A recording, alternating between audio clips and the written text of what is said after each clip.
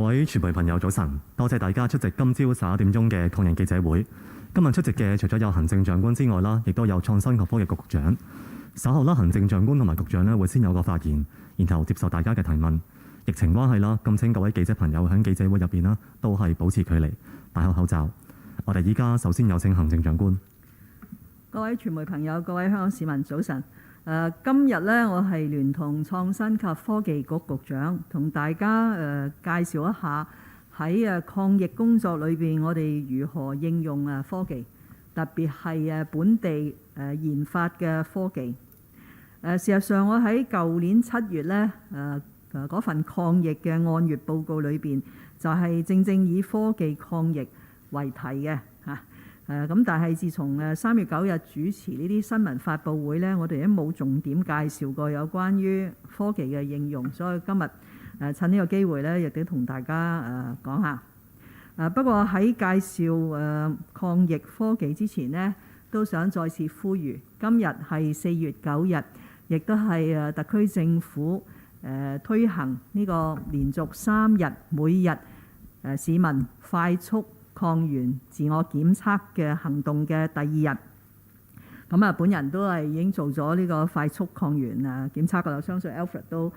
做咗㗎啦。咁喺呢度呼籲全港市民呢，就係繼續支持呢個行動嗱。我相信喺今日4點半嘅新聞發佈會呢，衛生防護中心就會同大家交代喺透過快速抗原檢測自己自我呈報嘅個案嘅數字。照我所知呢，個案數字係比前一天呢係要高嚇，但係亦都唔係一個指數式嘅上升，咁所以完全係喺政府能夠可以處理嘅範圍，無論係為佢哋提供喺家居支援或者係安排佢哋進入去隔離設施。今次或者引發我哋選擇一個科技抗疫為主題呢，就係因為早前我諗都係幾日前嘅啫，就公布咗2022年日內瓦國際發明展。每一年呢，近年每一年呢，特區喺呢個日內瓦國際發明展呢，都係屢獲獎項嘅。如果唔係有啲社交距離措施呢，我哋每年都會辦一個慶祝會呢，就係祝賀得獎嘅研發嘅機構啦，或者係個人。咁當然而家就難以喺短期內可以安排呢個祝捷會啦。咁但早前喺2022年日內瓦國際發明展裏邊公布香港嘅得獎名單呢，有唔少都係同今次抗擊新冠疫情係有關，即係話特別係為咗配合抗疫咧嚟到研發嘅產品啊。今日都擺咗一啲喺度，稍後 Alfred 會同大家介紹啦。據我所知咧，至少有17個獎項咧係同抗疫直接有關係，包括其中4個咧係攞金獎嘅。咁攞金獎呢4個裏邊呢，亦都係包括一個大家好熟悉，我哋時常喺呢啲發佈會都講呢，就係新冠病毒污水嘅監測嘅裝置，即係佢哋發明咗一個新嘅裝置呢，嚟到更加方便可以喺香港嘅排污嘅系統裏邊呢，係抽取呢啲污水作新冠病毒嘅監測。而我哋每一日有唔少嘅工作呢，都係會以呢個污水監測裏邊嘅病毒量呢，係為一個科學基礎嘅。當然能夠有呢個成績呢，係絕非偶然。過去2年多，我哋能夠廣泛應用科技嚟到去抗擊疫情，背後相信都係有幾大因素啦，特別係特區政府對於創科嘅大力支持。特區政府對於創科嘅大力支持呢，反映喺以下幾方面啦。第一，當然係政策嘅推動。由本屆政府開始呢，有一個高層次嘅跨部門推動創科嘅督導委員會呢，係由行政長官親自主持嘅。亦都係反映喺我哋資源嘅投入，超過1300億元投放咗喺科技創新嘅發展啦。亦都好高興見到香港多間大學同埋科研機構呢，係發揮咗佢哋嘅積極性。唔少嘅初創企業亦都係因此嚟到去誕生，令到香港嘅科技生態呢係轉趨非常之蓬勃嘅。咁當然科技嘅發展同埋應用以至到商業化係需要有資金嘅。咁所以睇到香港交易所上市制度嘅改革啦，同埋唔少嘅投資基金呢，越嚟係越願意投資喺本地嘅科技嘅發展。亦都係由於上述咁多嘅工作呢，我哋好高興喺舊年國家頒布第14個5年規劃裏邊呢，就係第一次説明咗會支持香港特別行政區呢發展成為一個國際科技創新中心，特別係用好喺粵港澳大灣區裏邊嘅協同效應。我喺呢度先請創新及科技局局長同大家做一個更加詳細嘅介紹。Alfred。多謝行政長官，各位傳媒朋友、各位市民早晨，好高興咧為大家介紹本地研發嘅防疫抗疫嘅科技。防疫抗疫咧係社會嘅頭等大事嚟嘅，科技咧可以喺唔同嘅範疇上邊提升防疫抗疫嘅效率同埋準確度，為克服疫情咧作出貢獻。除咗已經係被廣泛使用有超過780萬下載率嘅安心出行，覆蓋600多萬市民嘅疫苗通行證同埋80幾萬人登記咗嘅香港健康碼之外呢，喺過去2年多嘅疫情期間，特區政府各個部門、本地大學、初創同埋研發機構呢，一直致力呢係使用唔同嘅科技方案去支援防疫抗疫工作嘅。喺近日全球發明界盛事之一2022年日內瓦國際發明展之中呢，香港代表囊括咗204個獎項，係創歷年新高嘅。當中呢，亦都有部分獲獎項目呢，正如剛才行政長官所講呢，係同抗疫相關，包括咗贏得金獎嘅港大新冠病毒污水監測項目。呢個全球首創嘅科研成果呢，透過快速監測污水嘅病毒量，有效咁揭示唔同地區嘅新冠病毒嘅傳播情況。呢個科技呢，已經喺全港範圍呢廣泛咁應用，至今呢，已經係採集咗超過1萬個嘅樣本係作分析㗎啦。第5波疫情至今呢，配合污水監測結果而進行嘅跟進檢測，亦都為香港呢係揾到超過26000個初步陽性個案嘅。除咗污水監測之外，機電工程署聯同醫院管理局同埋創科業界研發嘅同心抗疫高速濾器呢，亦都喺今年嘅日內瓦國際發明展之中呢係獲得銀獎。呢個科技呢，可以快速高效咁咧，將普通嘅病房咧改裝成為隔離病房。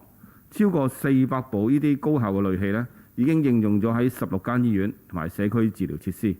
呢個高效濾器今日咧，亦都喺會場之中咧係作出展示嘅。我哋嘅研發機構咧，亦都係我哋防疫抗疫路上嘅堅實伙伴。物流及供應鏈多元技術研發中心 LSCM 咧，除咗喺疫情開始期間以一個極短嘅時間，同我哋嘅資訊科技總監辦公室同埋咧科技大學係研發咗居安抗疫電子手環同埋監測系統。佢哋亦都係研發咗一系列嘅疫苗檢測樣本嘅實時追蹤同埋庫存管理系統嘅，更加係以科技確保運送過程咧係高效安全。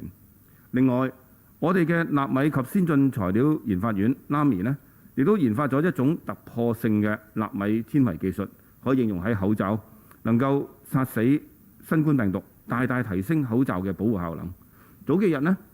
我亦都曾經參觀生產力局轄下嘅汽車科技研發中心，聯同本地業界研發嘅零排放電動健康車。呢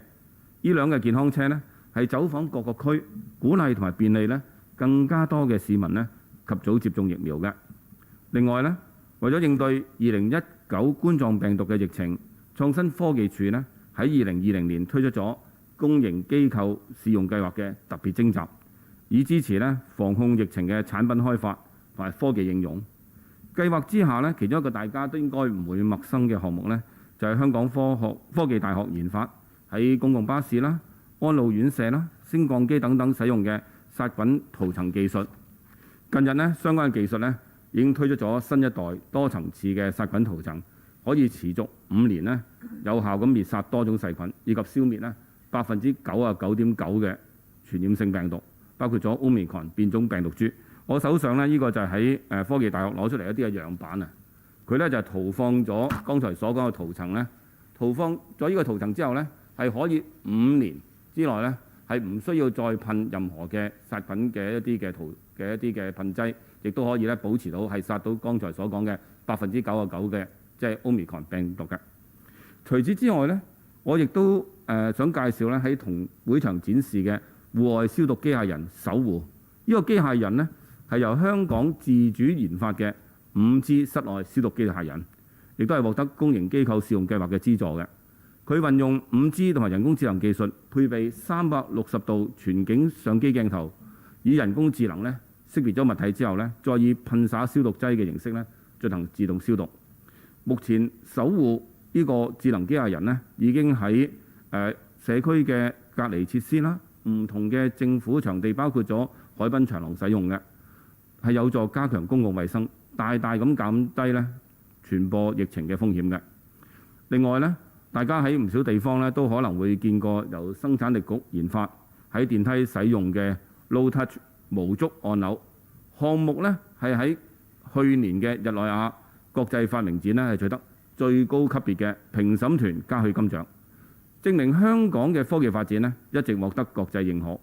Low Touch 無觸按鈕咧現時已經喺超過680部嘅電梯咧完成或者準備安裝啦，當中包括多個屋苑啦、政府場地啦、香港國際機場等等嘅地點嘅電梯。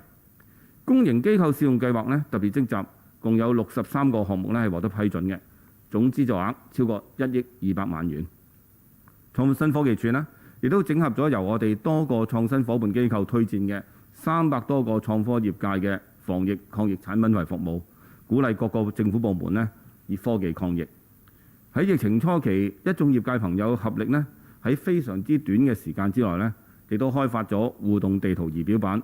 為公眾提供有關疫情嘅最新資訊。至今呢，呢個平台呢已經錄得超過7000萬次嘅瀏覽。另外一眾創科義工呢，亦都喺早前呢推出咗線上嘅抗疫資訊平台疫安通，整合各項最新嘅防疫抗疫資訊，方便市民呢一站式咁便覽嘅。作為創新及科技局局長，我好高興呢啱啱係有機會為大家介紹香港嘅防疫抗疫嘅科技嘅例子。呢啲嘅例子呢，其實只係眾多防疫抗疫科技，跟住就或者係得到政府呢提供場地或者係設施呢作為試驗嘅場景嘅。事實上，香港特區政府呢喺過去多年為香港嘅創科發展呢係作出咗大力嘅支撐。正如剛才行政長官所講，單係今屆政府呢已經投放咗超過1300億港元呢支持香港嘅科技創新嘅發展。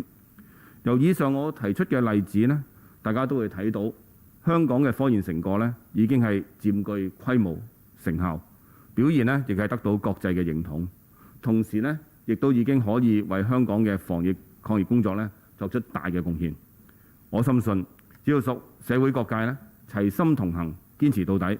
我哋必定可以克服挑戰，穩住疫情，盡快走出逆境嘅。多謝大家，多謝行政長官。好，依家係提問時間，想發問嘅記者朋友啦，請先舉手，嗌到你嘅時候啦，請講出你代表嘅傳媒機構名稱，然後用我哋俾你個咪咧去發問嘅。前面藍色衫呢個記者。Hello, two questions from the South China Morning Post. The first question is concerning the voluntary RAT test. We'd like to ask the government about the statistics. How many infection cases yesterday does the government believe originate from the voluntary RAT test yesterday? And also, we are also aware of some cases of people who haven't done the test yet, especially some elderly and those living in the subdivided flats. So what are the remedies for the government to help these people to do the test? We are also aware of cases of some people living in hotels as serviced apartments do not get the service bags to do the voluntary RAT test. So what are the ranges for the government to help provide these people with RAT test kits? And the second question is about vaccination rate. As we are aware that the vaccination rate for children remains low. So what are the measures will the government take to boost this vaccination rate? And how will the government encourage parents who are still hesitant to let their children be vaccinated get the vaccines? Thank you. Thank you for the two questions.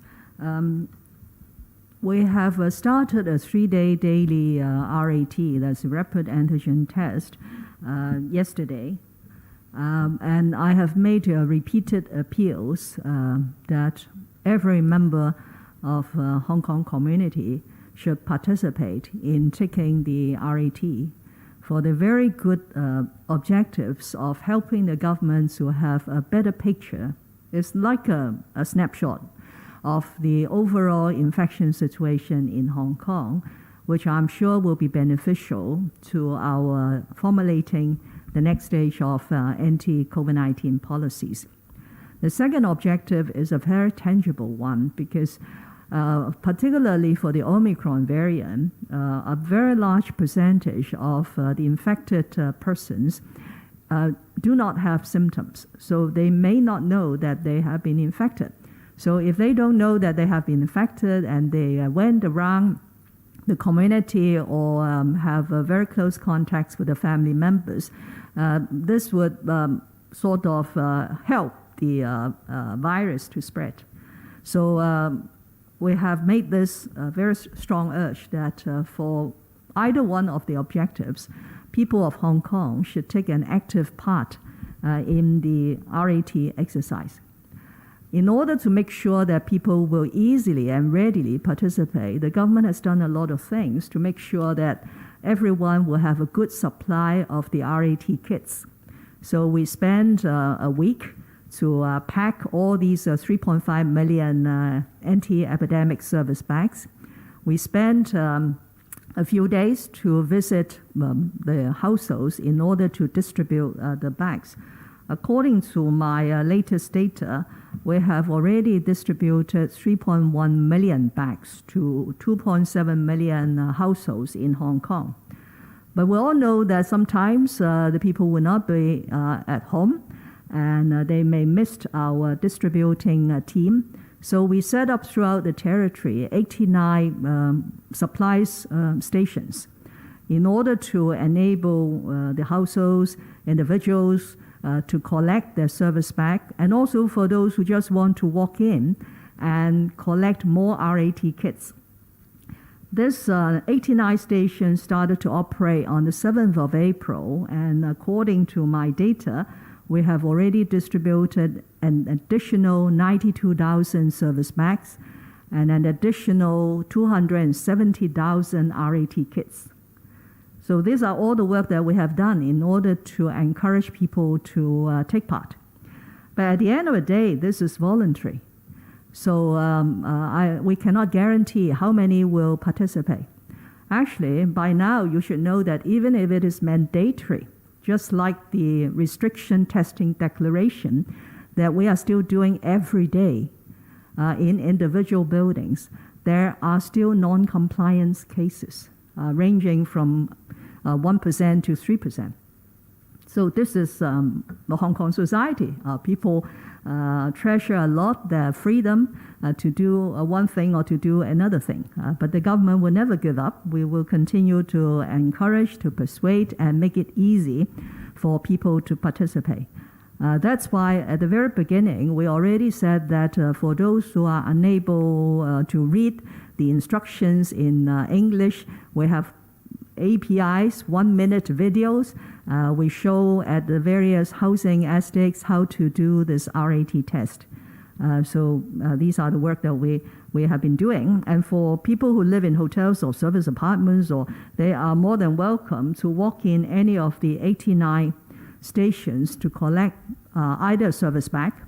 or additional RAT kits to enable them to participate. Now, you asked about statistics. I do not have the exact figures in hand, except that I was told that by midnight yesterday, the number of self-declared positive cases based on the Center for Health Protection self-declaration online system was a figure higher than the preceding day. Because if you look at the figures over the last 2 weeks, whether it is the PCR test positive or RAT test positive, the two figures are coming down.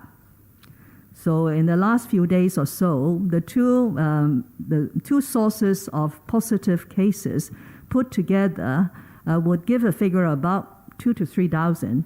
every day. So if we have not done this or encouraged people to do this daily RAT test, one would expect the figures to continue to trend down, whether it is for the PCR or the RAT. But I'm now telling you that for this afternoon's announcement, as far as the RAT positive cases are concerned, it will be a figure higher than the preceding day. So that sort of illustrates that the daily RAT exercise does have its impact in identifying infected cases whom have not been identified. Because these people without symptoms, they will not go forward to do a PCR or a RAT test. But since you asked about statistics, I may as well elaborate on a figure that appeared in many of the newspapers' headlines this morning, that the figure of 30,000 that I mentioned yesterday. Now, this is a projection based on a study done by the Hong Kong University School of Public Health, what they call a point prevalence surveillance study. In other words, through a sample of 10,000 Hong Kong people and requiring them periodically to do the RAT test and report the result, that is the positive result, so that they can put together and give us a point prevalence. In Chinese, I think is 時點患病率. At that point in time, what is the infection rate in Hong Kong? So people who were tested positive in this exercise would be people who have been infected and self-declared to the Center for Health Protection, but they have not recovered. So if you put them through a RAT test, if their CT value is still quite low, that is, the viral load is still quite high, they will give them the 2 lines. So they are still a positive case. The other part will be those, as I mentioned, they are asymptomatic. But having taken this RAT test, they discovered that they were positive. Now, the 30,000 figure was projected or estimated from the point prevalence percentage on the 6th of April, which was 0.56. So by applying this 0.56 percentage to the overall population of Hong Kong, that is 7.4 million people, and then assuming that about 1/4 of those will be infected, not yet recovered, the 3/4 will be freshly infected, then derive the figure about 30,000. You could do your own calculation. But I'm telling you that the latest point prevalence percentage on the Hong Kong U School of Public Health website, that is on the 7th of April, that percentage has dramatically fallen to 0.26, I think. It's 0.26. So immediately, the projected figure of 30,000 yesterday would become 14,000 today. Okay? I hope you follow my calculations. And the 14,000, if we take the 1/4 and the 3/4, will give you what? About less than 10,000 infected but not yet declared. And there is also one thing that I discovered yesterday, that this 3/4 and 1/4 may not be very accurate, because in Hong Kong, every day we still have 2,000 to 3,000 newly infected and confirmed cases. So assuming that these people will take at least maybe 4 or 5 days to recover, then I would imagine at any point in time, if you take a snapshot of the 7.4 million population, there will be 6,000, 7,000 people who were infected but not yet recovered. And putting the 6,000, 7,000 to the 14,000 I mentioned is not 1/4, it's almost half. So taking all these factors into consideration, one would not expect the daily RAT test to review a very high number of newly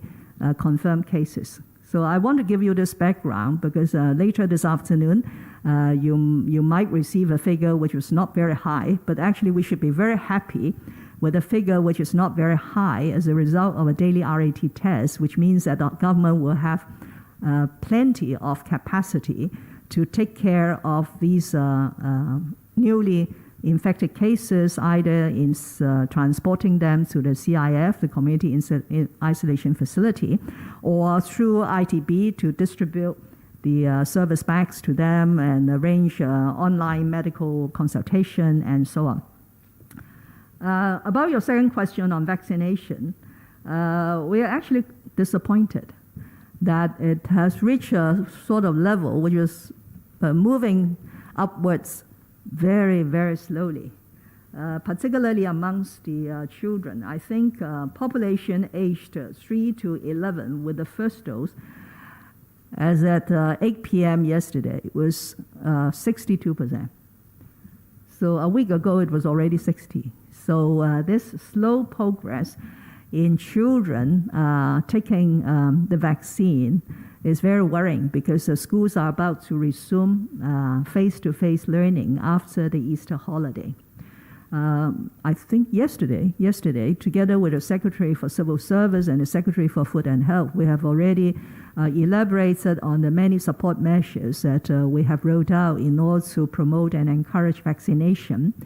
Particularly for children, we have special centers for children to take the jab. If you have visited one, just as I have done, which is in the Gleneagles Hospital, they have made the environment so pleasant. There's a lot of cartoons here and there so that children need not worry about taking the jab. But at the end of the day, this is for the parents. So again, I appeal to parents who have young children that they should arrange for their vaccination as early as possible. My experts, particularly Professor Lau Yulong and Professor Ivan Hong, because these two are clinicians. One is internal medicine, the other is pediatrics. So they looked after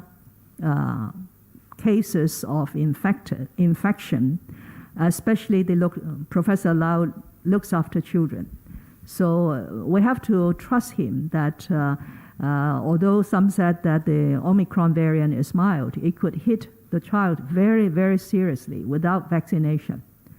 So I hope that we will all encourage and promote and urge the parents to get their kids vaccinated as early as possible. Thank you. 好，下一位記者提問。我左邊後排嗰位藍色口罩嘅女記者，呢位，唔該。你好，我係 TVB 嘅。想啱啱特首就透露咗話個陽性嘅呈報數字係比琴日高啦。咁見到可能個疫情有機會上升翻嘅時候，個社交距離措施同埋復課係咪都會繼續翻呢？咁政府其實都有冇一個指標，就話升幾多先至唔放寬，又或者係升幾多日先至唔會階段式嘅放寬呢？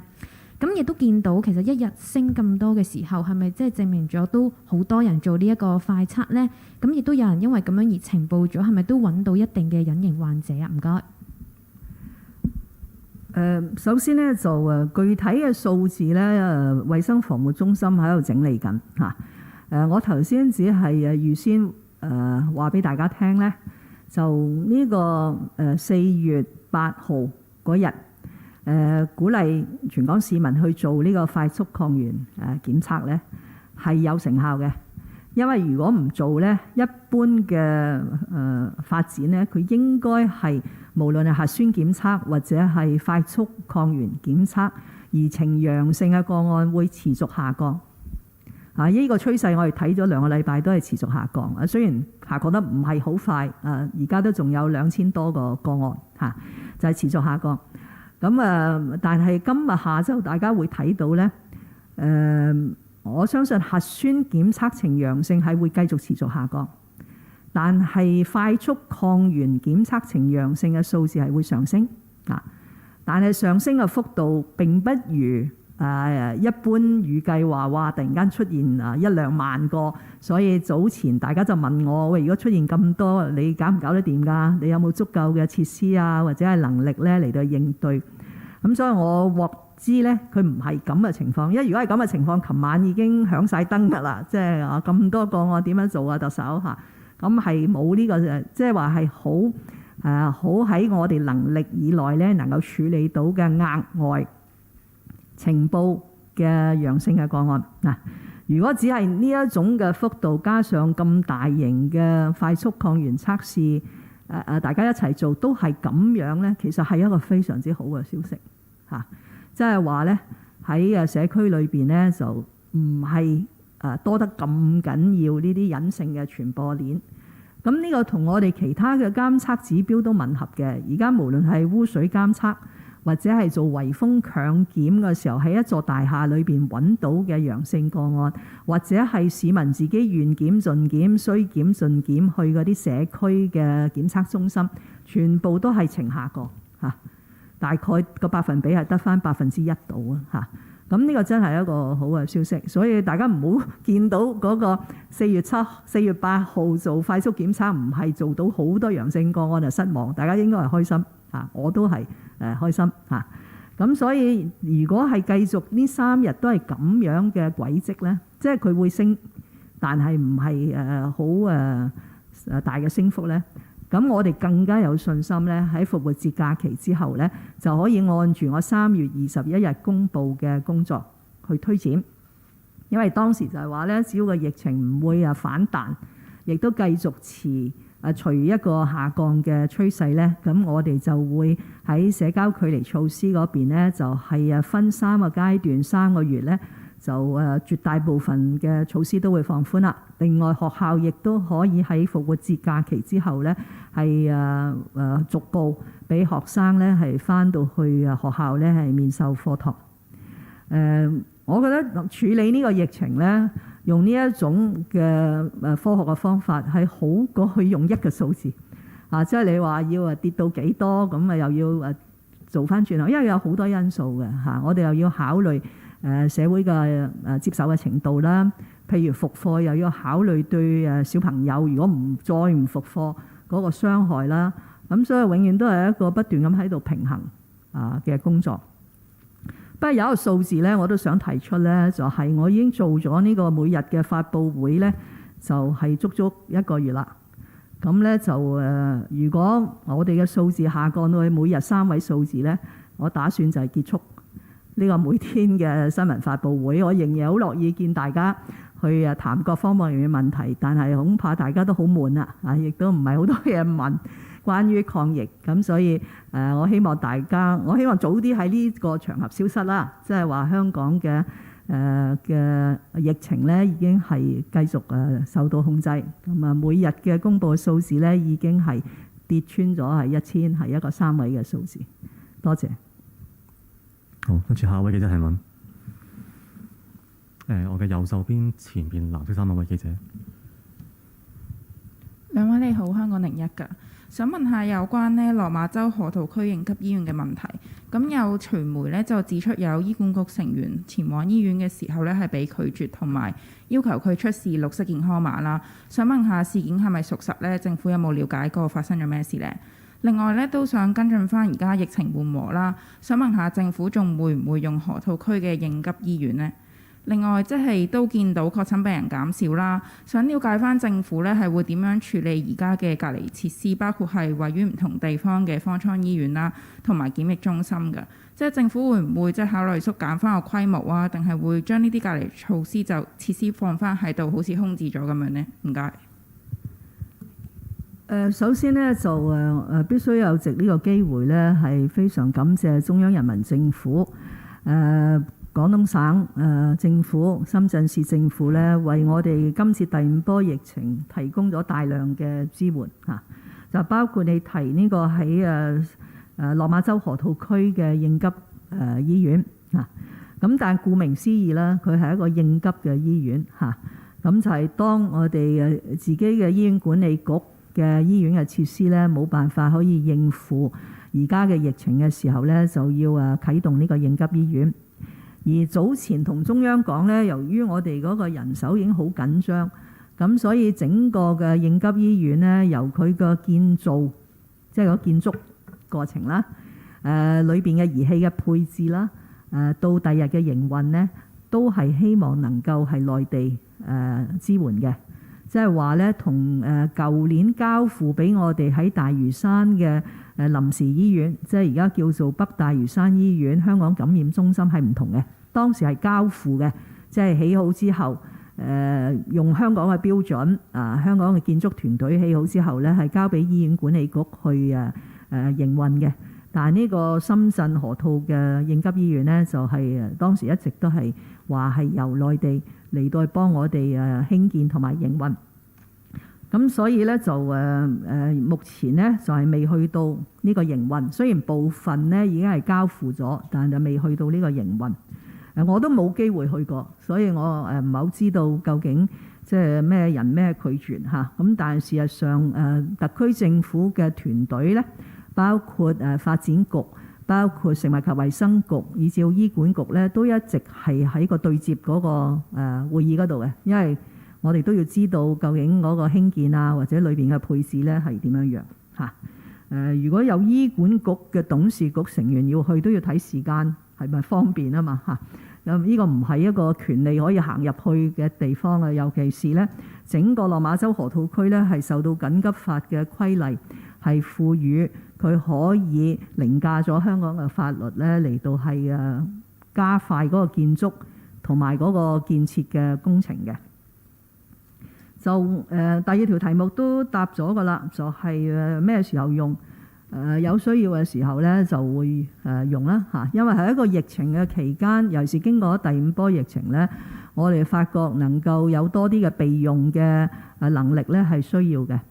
呢個亦都係等於我哋香港喺出現第3波嘅時候呢，就中央援建咗一個臨時醫院，即係剛才講喺大嶼山嘅800病床。喺舊年2月交付嘅時候呢，其實個疫情都已經下降到得返好少。但係我哋都係擺咗喺度，亦都有醫管局嘅基本嘅員工咧喺度營運。但曾經有時候，我諗佢真係可能得幾十或者10個人病人喺度嘅啫嚇，因為都嗰陣時都冇本地個案，都係一啲輸入嘅個案。但係佢而家就發揮咗個好嘅作用啦。咁所以應急醫院咪就係愛嚟，即係如果仲有事情咧，就係應急。尤其是咧有啲誤會啊，曾經有一篇報道話，因為要建呢個應急醫院咧，就影響咗薛局長嗰個落馬洲河套區嘅深港創新科技園，呢個並不正確，因為嗰塊地好大嘅87公頃，而家用嚟應急醫院嗰部分咧喺東邊嚇，但係我哋首期嘅港深嘅科技創新園咧係喺西邊嚇，係近落馬洲嗰邊嘅，咁所以冇影響嘅，啲大樓就係起緊嘅，完全都係起緊嘅嚇，所以必須要作呢個澄清嚇。就跟住嗰個問題呢，就係如果個疫情再受控，啲個案就下跌，咁需要進入去社區隔離設施嘅感染人士呢，就越嚟越少。咁點樣處理呢啲社交距離社交嘅隔離設施呢？目前嚟講呢，屬於呢一類叫社區隔離設施，即係 community isolation facilities， 有幾大類嘅。第一類當然係中央援建呢喺6幅嘅土地上邊援建嘅，包括元朗嘅潭尾青衣諸如此類啦嚇。咁嗰度呢都係有5000幾個單位，2萬個有2萬個床嘅，呢個係一類。第二類呢，就係當然係我哋自己嘅竹篙灣，同埋係鯉魚門公園嘅度假村啊。第三類呢，就係早期我哋係租咗啲酒店嘅啊。第四類呢，就係徵用咗2條屋邨3座大樓，同埋徵用咗2個過渡性房屋嘅項目啊。咁一共呢有4類啊。咁竹篙灣大家知道啦，我哋為咗幫助今年會考嘅中六生呢，我哋大致上將整個竹篙灣而家騰空呢，就嚟到配合佢哋開考嘅時候，如果有感染咗嘅學生或者係屬於緊密接觸嘅應考嘅學生呢，就可以入去竹篙灣呢度作一個特別嘅市場啊。咁而家唔知道有幾多學生要用，但係我哋都會整個竹篙灣或者絕大部分嘅竹篙灣呢，就係我哋作呢個支持同學考試嘅地方啊。咁第二方面呢，酒店我哋都陸陸續續褪緊一啲出嚟呢，就俾佢做翻一個檢疫酒店，因為喺4月1號之後呢，亦都係多咗香港居民，因為我哋解除咗個禁飛令呢，可以從呢啲海外國家翻嚟啦，咁所以就變翻身呢，做一個隔離嘅酒店啊。咁啊，亦都有一啲咧就改咗用途咧，就係成為咗醫院管理局員工同埋安老院舍員工嘅閉環酒店啊，即係佢哋唔想翻到屋企咧就感染咗屋企人咧，咁所以放工之後咧都係住咗喺我哋提供嘅酒店嗰度嘅啊。好啦，咁最後一類咧就係呢兩條屋邨嘅3座樓同埋2個過渡性房屋嘅項目，嗰度都成6000個單位嘅。咁我同房屋局局長咧都係正喺度商量，就隨住個疫情嘅漸趨穩定啦，尤其是睇完呢個4月8號、9號、10號做每天嘅快速抗原測試，如果並冇衍生咗大量嘅確診人士需要隔離咧，其實我哋會優先將呢啲公屋或者係過渡性房屋嘅資源咧係交回俾一啲居民。因為呢啲都係目前係輪候咗公屋一段好長時間啦，同埋居住環境係比較惡劣嘅居民，亦都係需要特區政府係關心嘅。咁所以我哋唔會係長時間咁佔用呢啲房屋嘅資源。咁希望喺下個禮拜初睇完呢個4月8號、9號、10號嗰個對於呢啲社區隔離設施嘅影響之後呢，我哋就可以決定咩時候呢，就盡早可以歸還翻呢啲房屋單位咧，俾已經配咗單位或者即將會配入住呢啲單位嘅市民咧，係可以盡早上樓。情況係咁樣樣。好，下位記者。係啦，呢位唔該。係你好，有線電視嘅，咁有4條問題想問。咁第一個就係候選人資格審查會嘅官守成員，而家得返2個。咁之前就話會任命多個嘅主要，即係多一個主要官員。咁幾時會任命呢？同埋即係特首而家嗰個選舉嘅提名期已經開始咗1個禮拜。咁李家超亦都宣布咗會參選。咁而家資審會嗰個主席嘅職位而家都懸空緊嘅時候，會唔會嚟唔切去確認一啲候選人嘅資格呢？咁之後即係頂替政務司司長嘅官員會唔會兼任埋主席呢個職位？咁第二條就係啱啱個記者問到，就係全民快速測試嗰個反應係點樣？想問政府係用啲咩準則去評估呢個措施嘅效度？有冇話即係預計會有幾多個人喺呢3日裡面會透過快速測試平台呈報陽性？個係網上面而家出現好多即係消費券套現嘅一啲嘅。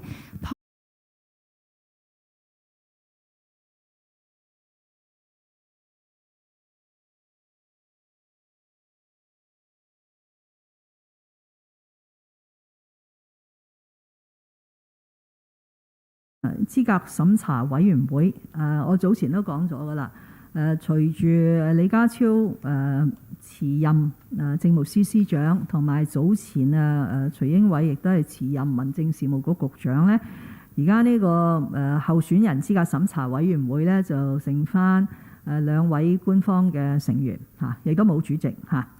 咁所以我係會再次委任嘅嚇。咁委任嘅人選呢，都係一定係嚟自按住基本法第48條第5款係得到中央人民政府任命嘅主要官員嚇。咁但係今日咧就未能夠公佈我相信下禮拜咧就會公佈係委任咗邊一位嘅官員呢作為呢個資格審查委員會嘅主席，因為主席係唔需要一定係政務司司長嘅嚇，法律亦都冇咁嘅要求。提名期一直到4月16日，而係香港選舉法例呢，我哋係需要喺23日呢，4月23日呢就有核准咗嘅候選人啦。我係完全有信心呢，資格審查委員會會喺呢啲日子之前呢係成立到開會嚟到去確認參選人嘅候選資格。第二個問題呢，就係反映。就呢個4月8號到10號希望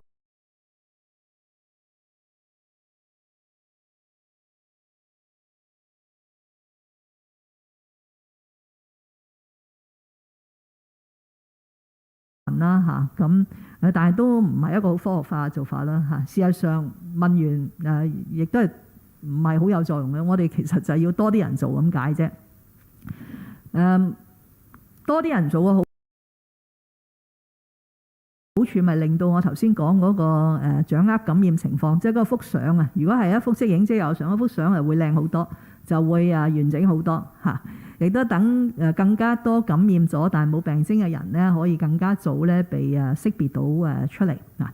咁但係我掌握嘅數字咧就係4月8號進行咗呢個即日嚇，但因為佢有24小時呈報啊嘛，咁所以呢個未必已經係今日下晝4點半公佈，因為快速抗原測試成功呈報嘅陽性個